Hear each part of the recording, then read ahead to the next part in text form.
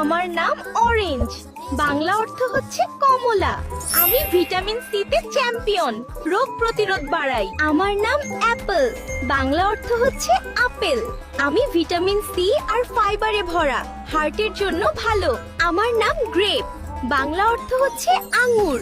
আমি অ্যান্টিঅক্সিডেন্টে ভরা, হার্ট আর ত্বকের জন্য ভালো। আমার নাম স্ট্রবেরি, বাংলা অর্থ হচ্ছে স্ট্রবেরি। আমি ভিটামিন সি আর অ্যান্টিঅক্সিডেন্টে ভরা।